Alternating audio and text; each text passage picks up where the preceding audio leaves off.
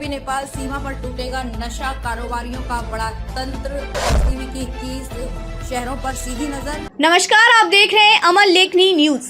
अमर लेखनी न्यूज में आपका स्वागत है। पूरे देश में फैले नशे के जिस काले कारोबार पर नकेल कसने के लिए केंद्रीय गृह मंत्री अमित शाह का जोर है, उसकी जमीन तैयार होती नजर आ रही है। देश के सबसे बड़े राज्य उत्तर प्रदेश में नेपाल सीमा से अवैध मादक पदार्थों की तस्करी पर अंकुश लगाने के साथ ही गोरखपुर व वाराणसी समेत पूर्वांचल के अन्य बड़े जिलों से हो रही नारकोटिक्स ड्रग की सप्लाई का तंत्र टूटते ही उम्मीद बढ़ी है। कई सेवा कारोबारियों की मुश्किलें भी बढ़ेंगी। मुख्यमंत्री योगी आदित्यनाथ के ड्रग माफिया के विरुद्ध जीरो टॉलरेंस की नीति के तहत बड़ी कार्रवाई के निर्देशों के बाद anti narcotics task force, narcotics control bureau NCB, directorate of revenue intelligence DRI, STF, ED व अन्य एजेंसियां सक्रिय हो गई हैं। बीते लगभग 1.5 वर्ष से नशे के कारोबार के विरुद्ध समग्र लड़ाई की जो नींव रखी जा रही थी, उसमें अब कार्रवाई का समय आ गया है। नेपाल सीमा से हीरोइन व नारकोटिक्स ड्रग का जो नेटवर्क लगातार फलता फूलता रहा है, उस पर लगाम कसने के लिए गोरखपुर में एनसीबी के जोनल मुख्यालय जल्द आरंभ होगा।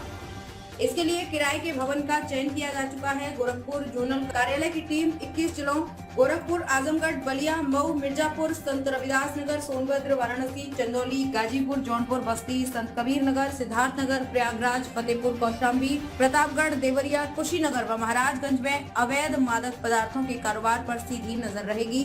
दरअसल अवैध मादक पदार्थों की तस्करी में पूर्वांचल के जिले एक बड़ा रूट रहे हैं। वहीं बरेली स्मैक कारोबारियों का बड़ा गढ़ बन चुका है। इसके दृष्टिगत ही एनसीबी की बरेली में एक फील्ड यूनिट स्थापित की जाने की तैयारी है।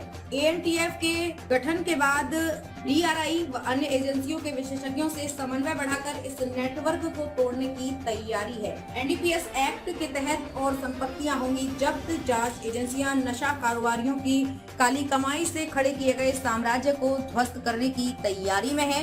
NPS एक्ट के तहत आर्थिक जांच कर संपत्तियों को जब्त करने का प्रावधान है। एनसीबी के लखनऊ डिवीजन के क्षेत्रीय निदेशक प्रशांत कुमार श्रीवास्तव के अनुसार बीते 2 वर्ष में NDPS एक्ट के तहत आरोपियों को 10 करोड़ रुपए से अधिक की संपत्तियां जब्त की गई हैं। इस कार्रवाई के दायरे को बढ़ाने के साथ ही मादक पदार्थों की तस्करी से जुड़े बड़ों पर भी कानूनी शिकंजा कसने का प्रयास किया जाएगा।